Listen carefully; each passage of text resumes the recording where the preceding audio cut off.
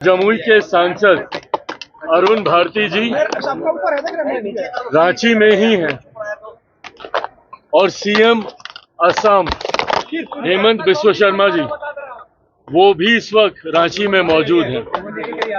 मुझे लगता है आखिरी दौर की ये बातचीत चल रही है।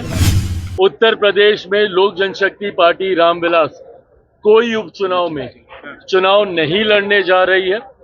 हम लोग सिर्फ इस चुनाव में झारखंड में हम लोग चुनाव लड़ेंगे। घटना है बाबा सिद्दीकी जी, उनसे मेरा भी पुराना परिचय रहा, उनसे मेरे भी खूबसूरत मजबूत और पुराने संबंध रहे।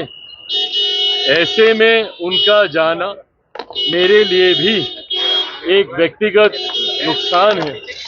नमस्कार, मैं हूं चंद्रशेखर और आप देख रहे हैं आगाज फर्स्ट में। देखिए, जिस प्रकार से बात कर ली जाए झारखंड की, तो विधानसभा चुनाव की बिगुल बज चुकी है और वहां से प्रत्याशियों को जो है लिस्ट आना शुरू हो गया है। लेकिन जिस प्रकार से बात कर ली जाए लोजपा और चिराग पासवान की पार्टी के, तो चिराग पासवान भी मैदान में नजर आ रहे हैं। वहीं उनसे जब सवाल किया गया कि जिस प्रकार से झारखंड विधानसभा चुनाव की बात कर ली जाए तो एनडीए के नेतृत्व में आप चुनाव लड़िएगा या तो अलग लड़िएगा, अगर एनडीए के नेतृत्व में चुनाव लड़िएगा तो कितनी सीटें जो है लोजपा रामविलास को दी जाएगी, इस पे क्या कुछ कहते नजर आ रहे हैं केंद्रीय मंत्री चिराग पासवान। पहले आप सुनिए। ये प्रस्ताव राज्य इकाई के माध्यम से केंद्रीय संसदीय बोर्ड के पास आया था। इस विषय को मैं स्पष्ट कर दूं कि ये जो उत्तर प्रदेश में उपचुनाव में लोक जनशक्ति पार्टी रामविलास चुनाव लड़ेगी, ये बात कल राज्य इकाई के माध्यम से वहां पर कही गई थी। पर ये बात एक प्रस्ताव के तौर पर राज्य इकाई ने केंद्रीय संसदीय बोर्ड के पास भेजा था, जिसको केंद्रीय संसदीय बोर्ड ने अस्वीकार किया है। उत्तर प्रदेश में लोक जनशक्ति पार्टी रामविलास कोई उपचुनाव में चुनाव नहीं लड़ने जा रही है। हम लोग सिर्फ इस चुनाव में झारखंड में हम लोग चुनाव लड़ेंगे। इसके अलावा तमाम उपचुनाव में लोक जनशक्ति पार्टी रामविलास भारतीय जनता पार्टी का मजबूती से समर्थन करेगी। भले वो बिहार का उपचुनाव हो, उत्तर प्रदेश का उपचुनाव हो, महाराष्ट्र में विधानसभा के चुनाव हो, इस चुनाव में हम लोग सिर्फ झारखंड में हम लोग चुनाव लड़ेंगे। झारखंड को लेकर चर्चाएं चल रही हैं। इस वक्त भी जिस वक्त मैं आपसे बातचीत कर रहा हूं, झारखंड के लोक जनशक्ति पार्टी रामविलास के प्रभारी और जमुई के सांसद अरुण भारती जी रांची में ही हैं और सीएम असम हेमंत बिस्वा शर्मा जी वो भी इस वक्त रांची में मौजूद हैं। मुझे लगता है आखिरी दौर की ये बातचीत चल रही है। कल जिस तरीके से हेमंता जी ने सबको बताया कि एक सीट लोक जनशक्ति पार्टी रामविलास को और बाकी जितने घटक दल हैं, जनता दल यूनाइटेड और अजसू को लेकर उन्होंने जानकारी साझा की। इन तमाम बातों पर अंतिम मोहर इस वक्त जब मैं आपसे बातचीत कर रहा हूं लग रही है।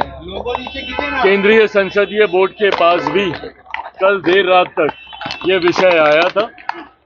बोर्ड की सहमति के बाद प्रभारी झारखंड अरुण भारती जी इस विषय को लेकर हमारी राज्य इकाई के पास गए हैं। उनसे भी बातचीत हो रही है और गठबंधन के बाकी साथियों से भी बातचीत हो रही है। मुझे लगता है दोपहर 3-4 बजे के आसपास इस पर अंतिम मोहर लग जाएगी और इसकी घोषणा रांची से ही एक प्रेस वार्ता के माध्यम से की जाएगी।